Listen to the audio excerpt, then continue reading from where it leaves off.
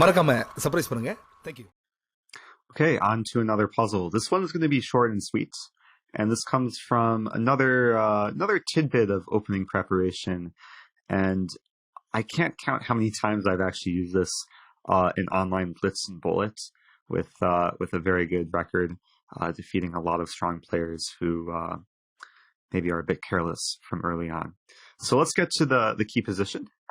After another pretty standard London setup from white, knight c6 is played. And in this position, white deviates from kind of the standard setup. The normal move to play here is c6, or a c3, which there's really nothing wrong with. But perhaps the most venomous move, and the move that I've enjoyed playing over the years, is knight c3. And there's a couple ideas with this move. The initial threat of knight c3 is to play d5. And there's also ideas, as we'll see in this tactic, where white has a potentially even stronger threat. So let's get to the tactical moment. After pawn d5, this is a severe blunder by black. And the first time I ever had this in a game was against my former teammate and good friend of mine, Grandmaster Ashwin Jairam.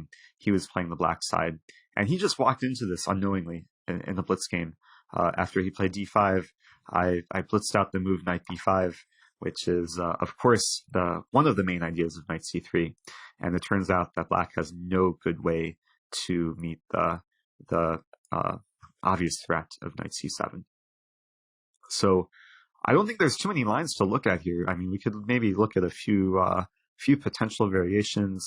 I think the best try for black is to play something like e5, but then white can simply take with knight on e5. And the threat still exists. In this case, I just want to take on c6 and then play knight c7.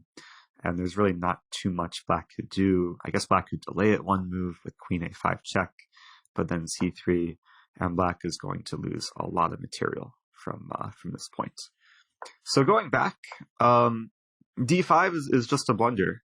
And if we look a bit closer, it's not that simple how to respond as black against this move knight c3. So I do want to maybe spend a moment and show perhaps the best response or the most expected response if black doesn't blunder in this position. Probably the best move is to take on d4.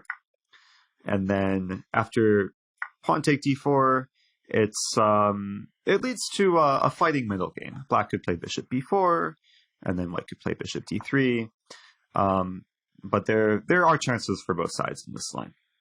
I should note, maybe we can go one move further. If knight d5 is played, then white would have to drop back the bishop to d2, but really nothing wrong for white in this position. Another move which I've had, actually in a tournament game, this was a couple years ago at the Chicago Open. I played Grandmaster Holden Hernandez, and he played this move. He actually took on d4, then he played a6, preventing knight b5.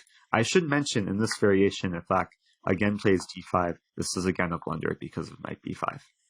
So a6 was an attempt to prevent knight b5, but then I went ahead and played d5 anyway, and it led to a pretty interesting position after e take d5, knight take d5, again with both sides having some interesting chances in the middle game.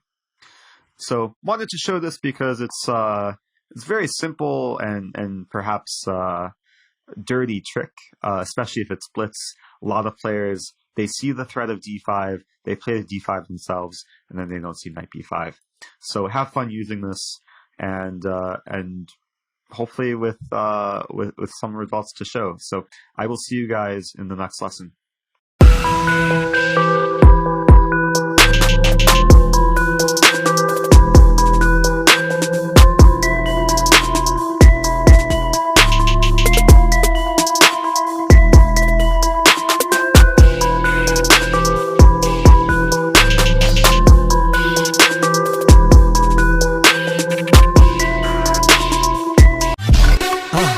மறக்காம surprise பண்ணுங்க.